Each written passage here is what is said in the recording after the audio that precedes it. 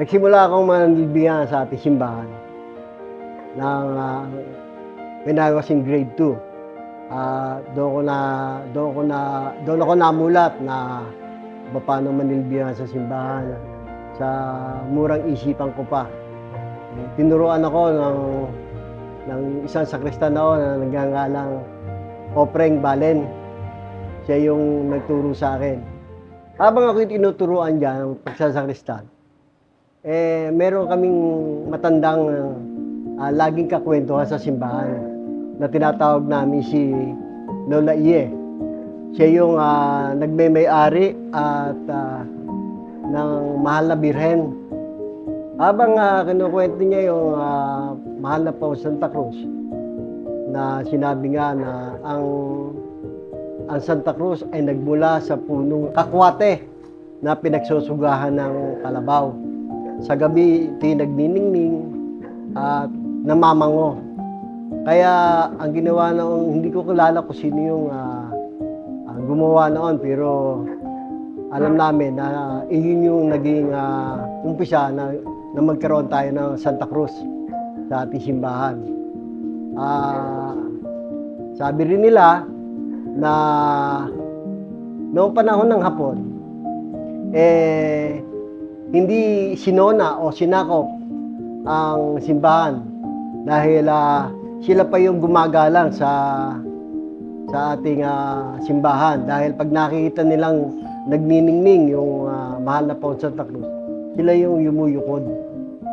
Kaya hindi nila pinasok at sinona ang ating simbahan. Kaya napakalaya ng ating simbahan noon. So masasabi kong yun ay isang milagro na noong araw. Dahil hindi nila ginagalaw ang mga tao na pasok sa loob ng simbahan. Nung ako'y naglilingkod na dyan sa simbahan, ang nakita ko mga nagbibihis ng panahon na yon, sinama ni Zamora. Sila yung nagbibihis linggo-linggo ng santo. Sila yung naglalagay ng mga palamuti sa ating Santa Cruz. Hanggang sa nakamulatan ko na rin na magkaroon ng karakol sa atin. Talagang dinadayo ng ibang bayan. Kasi naalala ko ng one time noon, kung nakikilala niyo si Salvi Florindo. Yan nung araw ooperahan na yan ayaw niyang magpa-opera dahil yung time na yon, may karakol. Nagpumilit siyang iuwi dahil gusto niya makita muna yung karakol at makahawak sa santo, sa ating Nanay Paz at sa mahal na po Santa Cruz. Ang pangyayari ngayon hindi na siya inoperahan dahil nagkaroon ng himala. Para bang nawala yung sakit niya sa kanyang katawan. So, simula noon, marami na rin deboto na talagang nagpapatunay na yan mapaghimala talaga. At dito nga lumalabas ang nagkakaroon ng prosesyon sa atin, ayaw nila na unahin ang puntang Salcedo.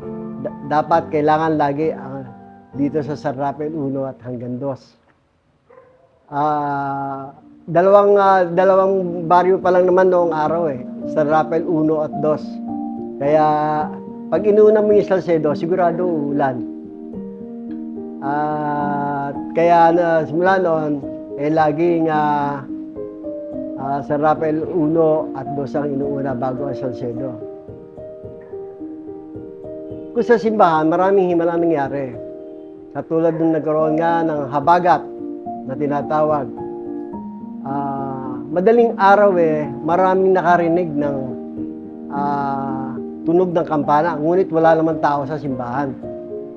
Yun pala nagbigay babala dahil kinabukasan naman bumaha dito sa atin. Kaya naagapan ng mga kabataang sakristan ang simbahan, nalagyan agad ng harang upang hindi pasukin ng tubig ang simbahan. Pag ang mga tao bumubuhat, bumibigat ang ating nararamdaman nila ang bigat. Ibig sabihin, ayon sa kanila, pag nabibigatan sila, marami silang nagawang kasalanan. Kaya ang ginagawa nila, humihingi sila ng kapatawaran upang mabuhat siya ng maayos. At sa pagkakataon naman yun, gumagaang naman at gumaganda ang pakiramdam ng kanilang katawan. At ito'y may oras na naglalangis. At pag itinaramdaman nila naglalangis, kanya-kanya na silang pahid ng panyo nila at ipinapahid sa kanilang katawan upang maibsan ang kanilang mga nararamdamang sakit, kung ano man yung kanilang nararamdaman.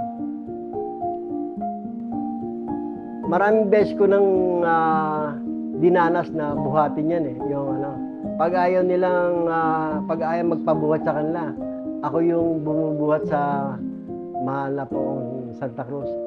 Iba pa nung araw ng simbahan namin, hindi pa ganyan. Talagang pag binubuhat ko yan, parang parang bumuhat ka lang sa isang kahoy. At ang mahal na poong Santa Cruz medyo malaki ngayon. Hindi kagaya ng dati na maliit lang yan gababa ko lang. Ngayon, napakalaki na ng santo. Yun kung pinaniniwalaan niya na lumalaki ang ating santo. Kung makakita nyo ngayon, ang ating santo medyo payat na dahil humuhubog na siya ng palaki.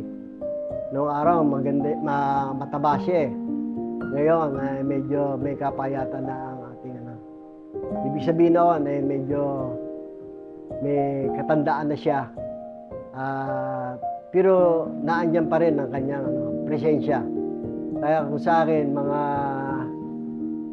sa mga nagdedeboto sa mahal na po Santa Cruz at sa mahal ng Nanay Pa, huwag kayong tumigil ng humingi ng tawad, at kung ano man yung kahilingan yun sa kanya, ituloy niyo lang dahil hindi man sa inyo ibigay ang biyayang hinihingi nyo, maaaring ibigay doon sa mga kapatid nyo o sa inyong mga kamag-anak. Natitiyak ko sa inyo na hindi siya nagpapabaya para sa atin.